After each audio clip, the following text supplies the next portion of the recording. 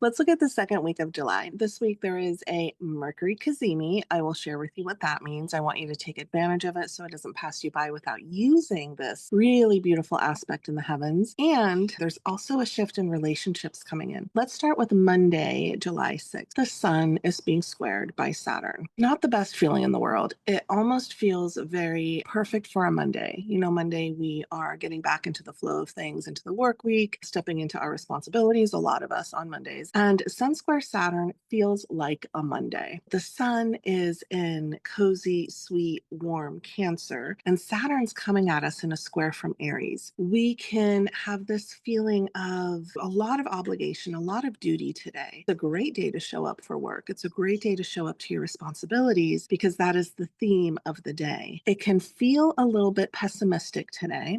It can feel a little bit like there's a lot on your plate because Saturn wants us to work hard. And Saturn says when we do the heavy lifting, when we walk uphill, we will be rewarded. But it's in a square, so it just feels like, it can feel like heavy energy today. We can feel a bit gloomy today, if you will. So we want to focus on the work of it all. It can have this feeling of like the boss coming and just putting more and more paperwork on your desk and being like, when you're done with that, can you get to this? And when you're done with this, can you get to that? It is a day for work. It is a day to look towards our responsibilities and things that feel like obligations to us and things that we feel like we are in duty to.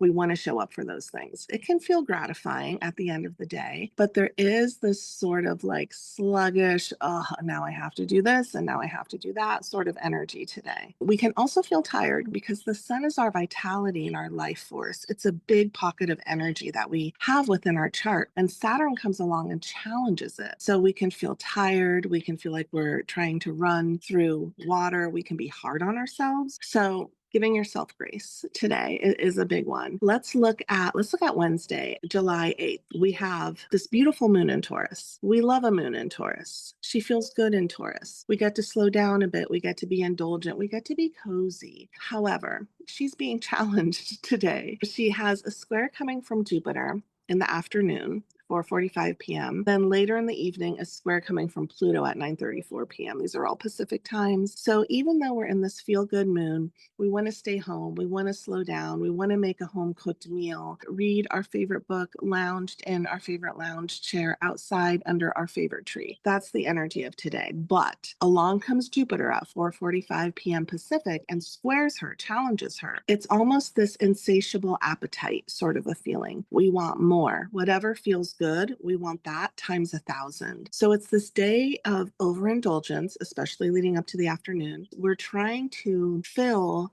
perhaps an emotional emptiness. We could be spending too much money. We could be going on a shopping spree. We could be emotionally eating today. There's just this desire for more, more, more, and we don't know the limits until we have a stomachache, until we have depleted our savings account. Moderation is your very best friend, and just being mindful that this is happening. Now, later in the evening at 9:34 p.m., we have the moon squaring Pluto, and things just sort of get intense with this. We're feeling very passionate this evening. We're also feeling a little sharp and pokey. We can be feeling a little bit suspicious. We can be looking for what's not being said, what isn't being shown. And we could be digging, digging, digging. Even if there's nothing there, we're still digging, digging, digging. We're still paranoid. But something does want to come up to the surface to be looked at, to be really felt, because Pluto's talking to the moon and we want to go in towards the heart space and ultimately transformed and healed when Pluto's speaking to the moon. So a little bit challenging the later part of Wednesday, July 8th. Then we have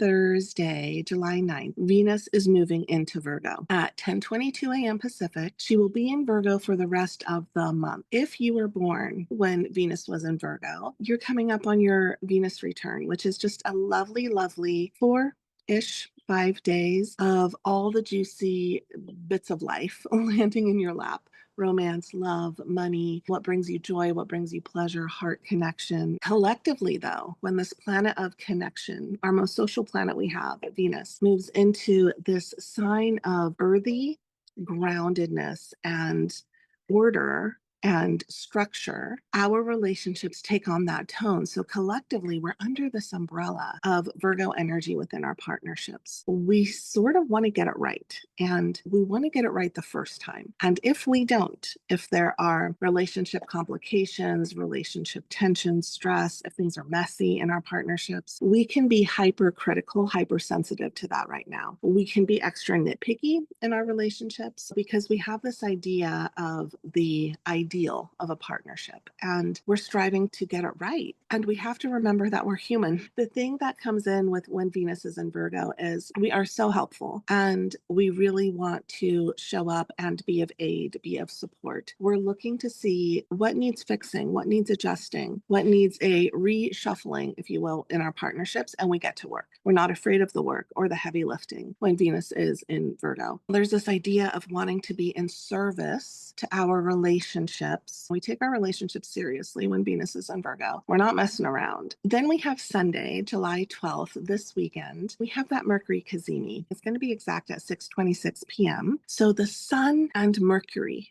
are meeting up in the heavens at 20 degrees of Cancer. We have brilliant ideas. We can have some sort of a breakthrough. We can have some sort of an aha moment because Mercury, which represents our intellect, our thought process, our ideas, the way we communicate, is receiving the life-giving force of the sun. They're at the exact same degree, 20 degrees of Cancer. And Mercury suddenly lights up. Mercury walks into the heart of the sun. We do have these intellectual breakthroughs. We suddenly know what to say in that conversation that was hard for us before. We suddenly have clarity. We suddenly know the answer to the question we've been pondering. So pay attention what shows up. It's a guide for you. It's a breakthrough of sorts. Here comes my puppy.